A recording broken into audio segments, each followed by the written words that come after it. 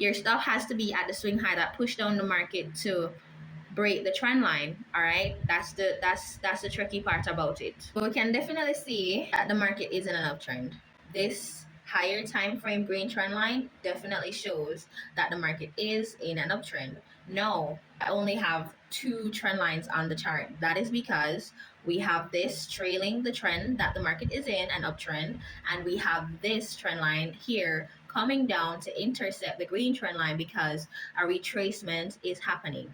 Then I'm gonna wait on the market to break the red trend line to continue the trend, right? To look for a long position.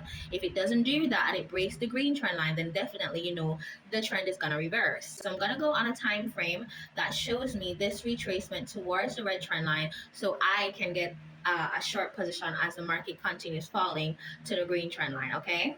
On the time frame that shows us this retracement trend towards the red trend line, and remember, we are actually in an uptrend. Even though we're looking for a short, if the market breaks the red trend line, we would still enter the market for a long position. But because we still have room between this swing low and the trend line, we can still look for shorts. All right, there is a retracement trend towards the red trend line, so we can still come in with another trend lines. This is just using trend lines on the charts. All right, literally just using trend lines.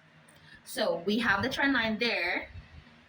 All we have to do, if it breaks the red, we go for long. If it breaks the green, we go for shorts. All right. Now we just wait on the break. Let's see which side it's gonna break from. All right, we have the break of the green trend line. All we do, we enter there. It's so simple. All right, so we enter here. This is where it gets serious. Your stop has to be at the swing high that pushed down the market to break the trend line. All right, that's the tricky part about it, where to put your stop loss. As I said before, we can target the low, the swing low here that pushed up the market to do its retracement, or we come in with a counter trend line also. So I'm gonna go with the counter trend line part. So let's see if whenever the trend develops, that's when we come in with another trend line. All right, we're falling. We have a steep pullback there. We're waiting on a breakout structure. We have the break. The market did break and close below this low here. So now we can come in with an opposing trend line like this from here, connecting to this swing high.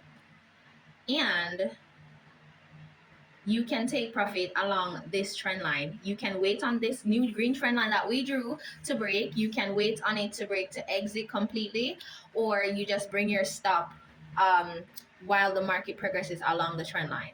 So let's see, it's falling.